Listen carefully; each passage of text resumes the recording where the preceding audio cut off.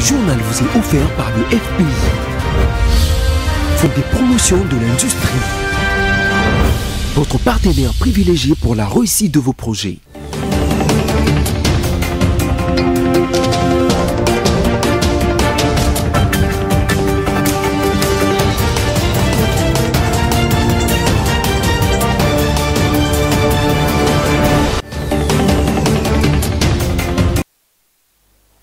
Madame, Monsieur, ravi de vous retrouver pour cette édition du journal sur BCTV. En voici le sommaire.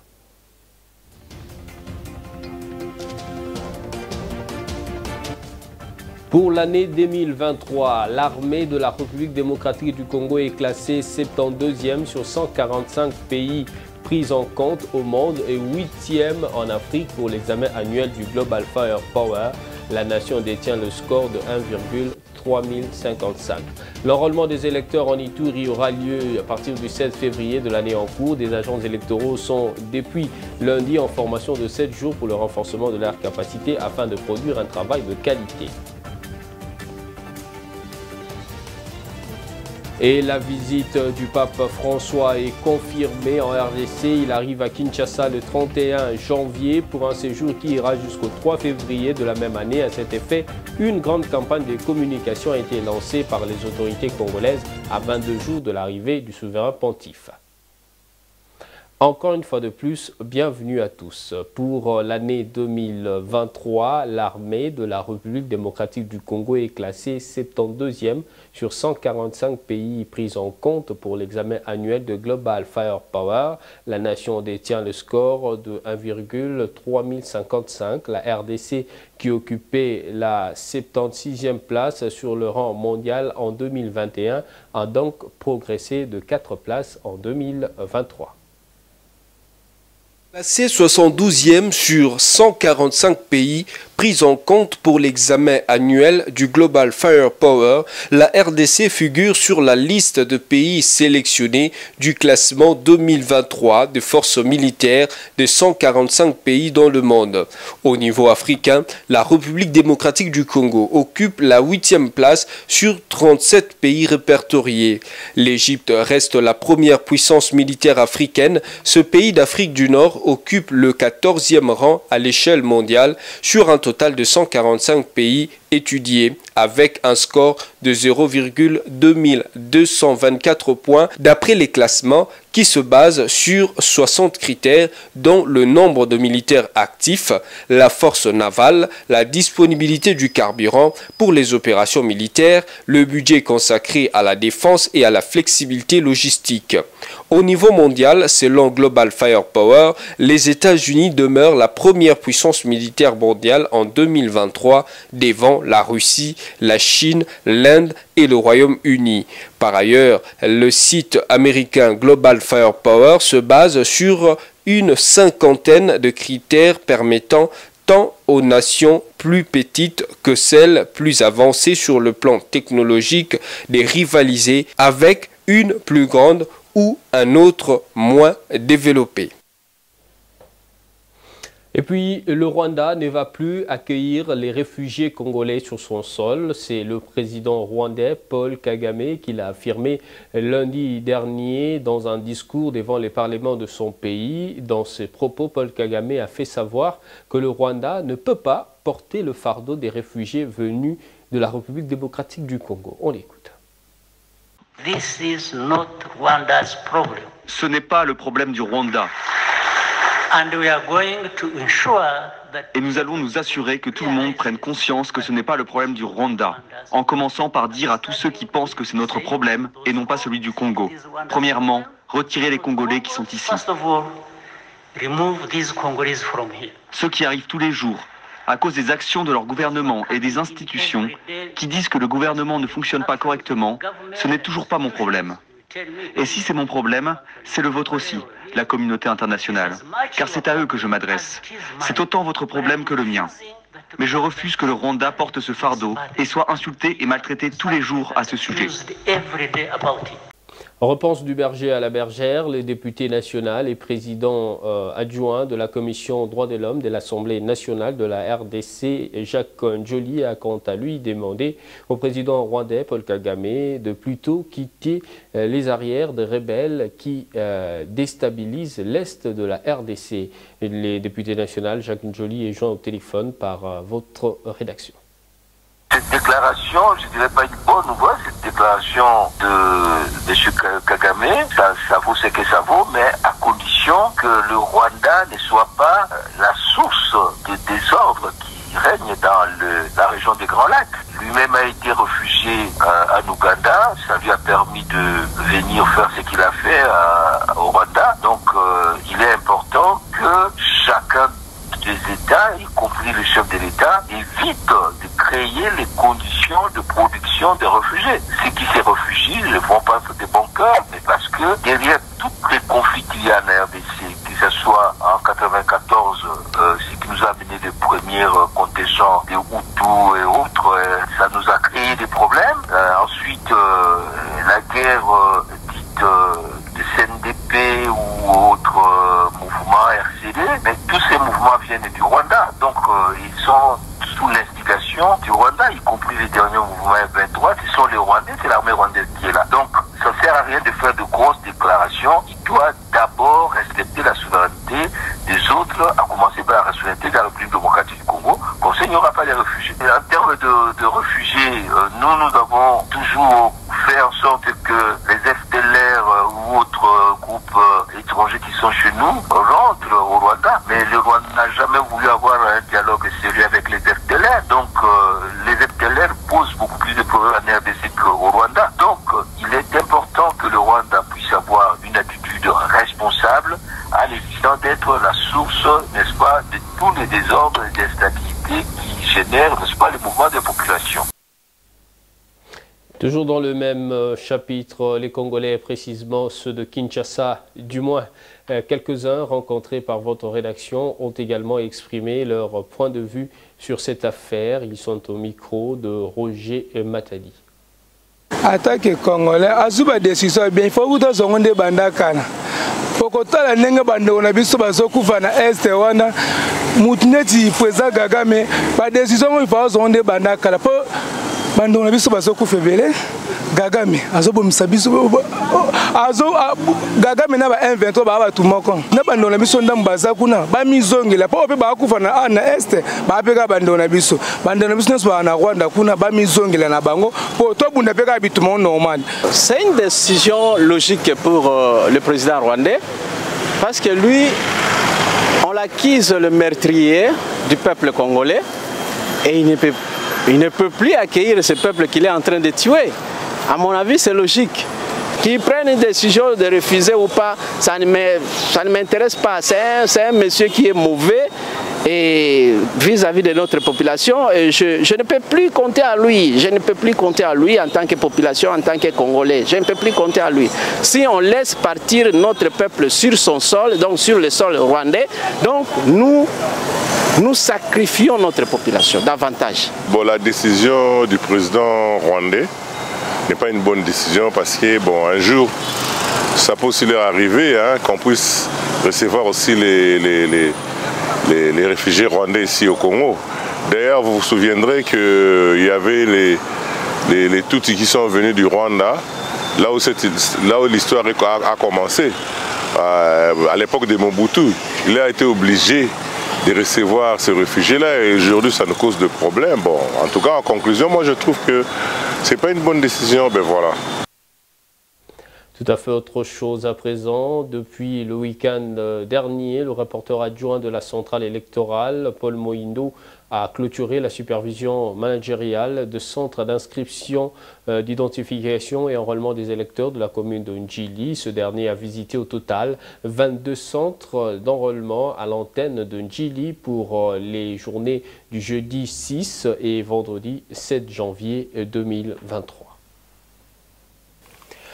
Paul Moindo, rapporteur adjoint de la Commission électorale nationale indépendante, a visité au total 22 centres d'identification et d'enrôlement de l'antenne de Ndjili pour les journées du jeudi 6 et vendredi 7 janvier 2023. Au nombre de centres d'inscription que Paul Mohindo a sillonné, on note le complexe scolaire Baraka, complexe scolaire d'Iavanga, lycée technique Notre-Dame d'Afrique, groupe scolaire Emmaüs, collège Don Bosco, l'institut Yimbu Koulou, institut de Ndjili, groupe scolaire Makinette, collège Boniface, collège Les Visionnaires et complexe scolaire Moabi.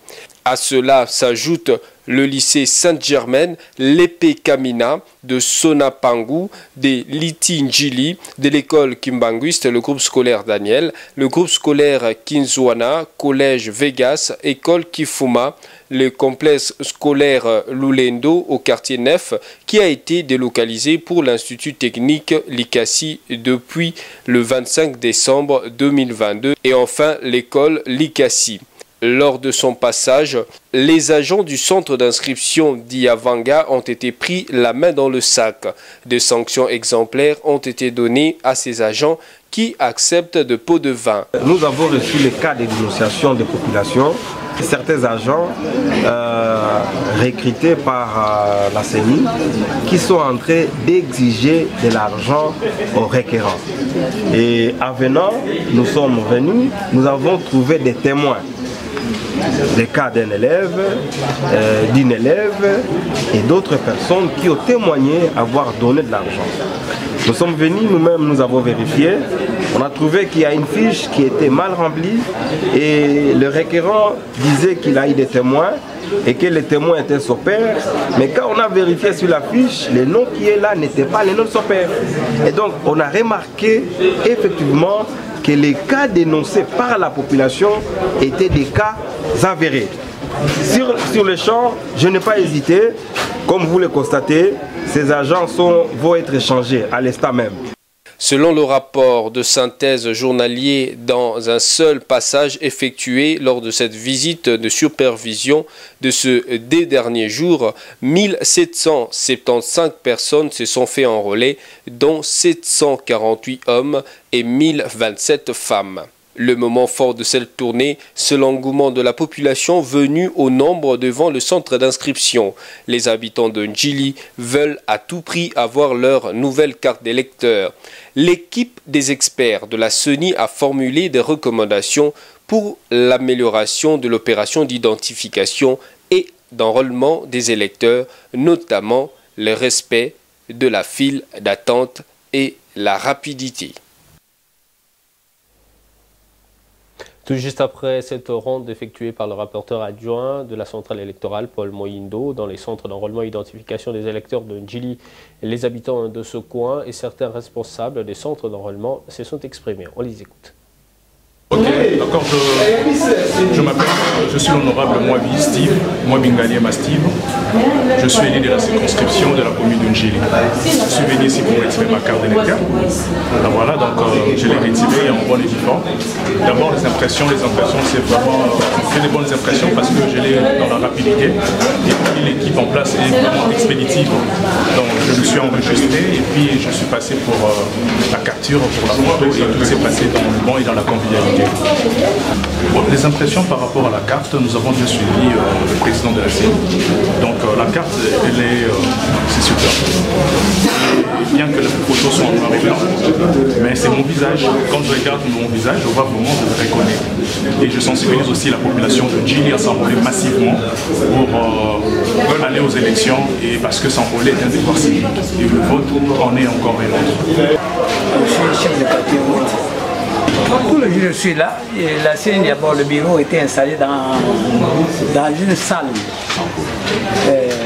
une école, appartenant donc à particulier. Alors, même moi j'avais donc été enrôlé là. Après quelques jours, j'ai vu donc deux agents de la CENI qui étaient venus me soumettre leur cas que le promoteur de l'école où on a installé le bureau d'enrôlement de la CENI ne veut plus que nous continuions donc à travailler là. Alors, moi j'ai dit bon, si l'on est ici, parce qu'ils avaient l'envie de transférer ce bureau ici au quartier 1. Alors, moi j'ai dit bon, dans ce cas-là, je vais trouver donc une solution intermédiaire, j'ai un local ici. j'ai placé dans le bureau de CODEV. Alors, je veux dire à le président de déplacer donc les défaits pour placer donc le bureau de la CENI. Comme il m'avait compris, il a appelé, il est venu. J'ai instruit. L'opération d'enrôlement des électeurs en Ituri aura lieu le 16 février de l'année en cours. Les préparatifs vont bon train. Les agents électoraux sont depuis lundi en formation de 7 jours pour le renforcement de leur capacité pour un travail de qualité. Images et commentaires avec nos confrères depuis la province de l'Ituri. Plus question de doute. Les élections auront bel et bien lieu en Ituri, province sous état de siège qui se stabilise peu à peu avec l'implication de l'administration militaire sous le leadership éclairé du lieutenant général Luboyanka Johnny. En audience ce lundi avec le gouverneur, le chef d'antenne de la CENI en Ituri, Jumi Angama Tadri, appelle certains fils et filles égarés ayant pris les armes à revenir à la raison pour le bon déroulement de l'opération d'enrôlement des électeurs prévu pour le 16 février dans cette partie du pays. Ce que je peux demander à mes frères itouriens à ce moment, il ne sert plus à rien de s'attribuer. Et nos frères et sœurs doivent plutôt se mobiliser pour cette grande messe, pour cette grande fête qui commence le 16 février, qui est l'enrôlement, parce que du nombre de lecteurs dépendra le nombre de sièges. Donc, nous avons 28 députés nationaux élus, 44 députés provinciaux. Est-ce que nous voulons avoir moins que ça ou plus? Tout dépendra de la manière dont nous devons nous comporter à partir d'aujourd'hui. Il était accompagné d'une forte délégation de la CENI venue de Kinshasa pour superviser la formation des agents électoraux pendant 7 jours. Objectif, renforcer leur capacité pour un enrôlement de qualité. On va leur expliquer qu'est-ce qu'un centre d'inscription, où est-ce qu'il peut être installé, comment il peut être aménagé, qu'est-ce qu'on fait au centre d'inscription, comment remplir les différentes fiches et comment conduire un électeur quand il arrive. Et il faut aussi manipuler la machine. Nous tenons pour vous informer déjà qu'on a reçu un lot de machines de formation, donc les kits d'enrôlement de formation. Ils vont manipuler ces kits et au finish, la finalité, c'est de produire la meilleure carte d'électeur donc possible qu'on puisse avoir. Rappelons que l'Ituri compte plus de 700 centres d'inscription. Tout à fait autre chose dans ce journal, c'est depuis lundi 9 janvier 2023 que les élèves de la République démocratique du Congo ont regagné le chemin des établissements scolaires et ce mardi 10 janvier, une équipe de BSC Télévision est descendue à l'Athénée de la Gombe à Kinshasa pour constater l'effectivité de cette rentrée scolaire. Roger Matadi et Généraux Sengo ont fait le terrain. Après la détente de quelques jours qui a marqué la fin de l'année 2022 et le début de l'année 2023, les élèves de la ville-province de Kinshasa ont repris les chemins de l'école lundi 9 janvier 2023 à la grande satisfaction des autorités des établissements scolaires de la ville. Les cas de l'Institut de la Gombe, situé dans la commune de la Gombe, où quelques élèves n'ont pas manqué le mot au micro de notre rédaction. Les fêtes sont bien passées, j'ai bien fêté avec la famille, même s'il y avait quelqu'un de chez nous qui était malade, mais maintenant ça va. Nous tous on est passés en 2023 et pour la rentrée a été bonne, on a bien étudié les premiers jours, les professeurs étaient présents, les élèves aussi étaient présents. C'est notre deuxième jour. Notre deuxième jour, ça s'est bien passé comme d'habitude. Les fêtes, c'est tout. C'était pas si mal que ça, vu que les vacances ont été un peu retardées. Mais quand même, les fêtes, on a bien fêté en famille, on a passé le nouvel an et tout, la Noël aussi, donc c'était un peu ça. On a bien fêté comme d'habitude en famille. Les cours, c'était un peu la flemme de se réveiller le matin surtout. Se réveiller le matin, de venir à l'école, donc c'était un peu vraiment pas facile. Hein. Donc on s'était déjà adapté avec les vacances, se réveiller souvent à 10 h, se réveiller le matin, c'était vraiment un problème. Mais avec le temps, on s'habitue déjà avec les habitudes qu'on a commencé, non? Après le fait, place à présent au cours, donc la concentration doit être maximale dans le chef des élèves pour espérer faire de bons résultats à la fin de l'année scolaire 2022-2023. Dans le reste de l'actualité, comme vous l'avez suivi au sommaire, la visite du pape François est confirmée en République démocratique du Congo. À Kinshasa, il sera déjà là le 31 janvier 2023. À cette occasion, une grande campagne est lancée par les autorités pour l'accueil du souverain pontife sur le sol congolais. Outre sa rencontre avec les représentants des victimes de violences à l'est du pays, le pape François sera face à la jeunesse le 2 février au stade de Martyrs de la Pentecôte. Ce reportage est signé Ginette Fika.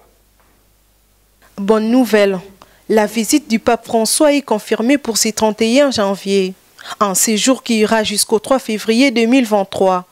Pour bien l'accueillir, une grande campagne de communication vient d'être lancée par les autorités de la République. 6 sites sont identifiés pour cette occasion. Les peuples accueilleront en premier le pape François au Palais du Peuple. Le 1er février, une messe sera dite à Ndolo. Le pape recevra sur place les représentants des victimes de la violence de l'Est du pays. Les mêmes jours, il échangera avec les représentants de différentes organisations actives dans les secteurs de charité et solidarité.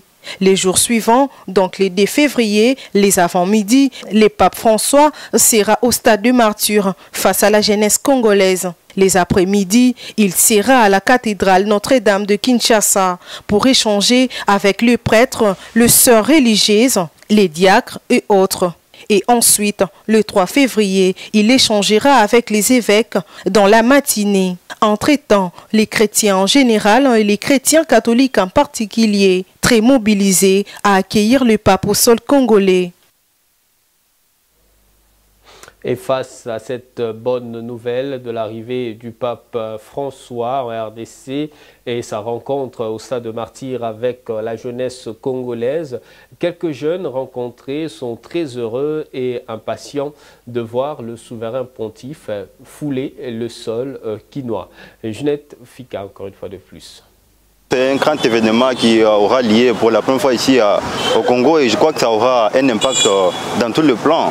Donc son arrivée ici n'est pas un hasard, vu son niveau aussi dans la région catholique. Donc je m'attends à lui vraiment à un changement dans tous les domaines et aussi je crois que ce n'est pas un hasard qu'il soit venu ici. Donc je suis content pour son arrivée.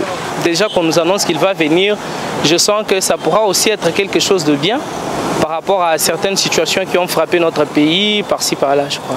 Il sera face à la jeunesse en tant que jeune, je serai aussi là, bien sûr, en tant que chrétien aussi. Si j'aurais un mot à lui dire, c'est d'abord de lutter, bien sûr, pour lutter vraiment pour la paix vraiment au Congo, parce qu'il le sait, il a déjà entendu et presque ça se parle presque partout. C'est sous cette envie de voir le pape François arriver à Kinshasa que s'achève ce journal. Mais avant de vous quitter complètement, voici le rappel de principaux titres.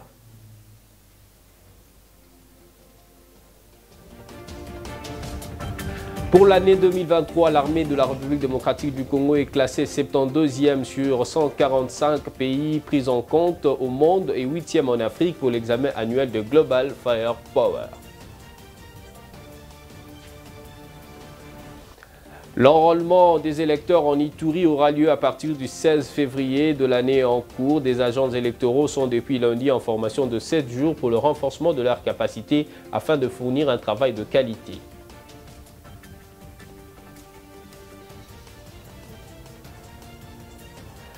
Et la visite du pape François confirmée, il arrive à Kinshasa le 31 janvier pour un séjour qui ira jusqu'au 3 février 2023. À cet effet, une grande campagne de communication a été lancée par les autorités congolaises à 22 jours de l'arrivée du souverain pontife.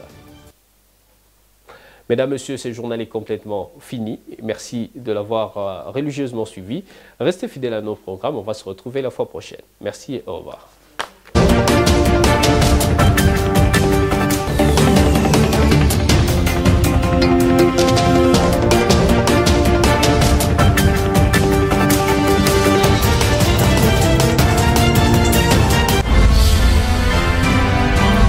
Ce journal vous a été offert par le FPI, Fonds de promotion de l'industrie, votre partenaire privilégié pour la réussite de vos projets.